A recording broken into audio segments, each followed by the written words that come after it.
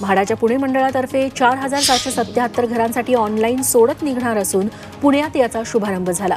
पुणे, सातारा, सांगली, कोल्हापूर, सोलापुरात सामान्य जनतेला परवडणारी घरं उपलब्ध होणार आहेत। या 2416 घरांचं वितरण प्रथम येणाऱ्यास प्रथम प्राधान्य तत्वावर करण्यात येईल।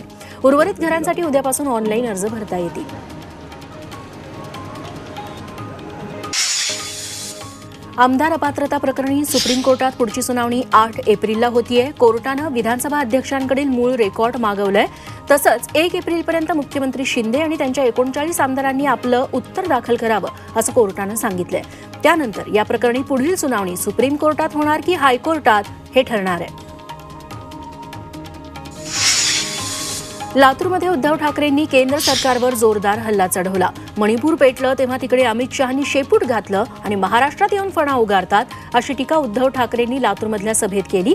मोदी हे नाव नव्हतं तेव्हाही धाराशिव शिवसेनेचंच होतं। अमृत नोनी आर्थो प्लस ये एक प्रूवन फॉर्मूला है। इसमें मौजूद नोनी फल के गुण और आयुर्वेदिक जड़ी बूटियां शरीर को जरूरी पोषक तत्व देने के साथ साथ हड्डियों और जोड़ों के घिसने, उनमें होने वाले सूजन और दर्द को रोकने में मदद करता है। दर्द मुक्त जीवन के लिए अमृत नोनी आर्थो प्लस असंही उद्धव ठाकरे म्हणाले।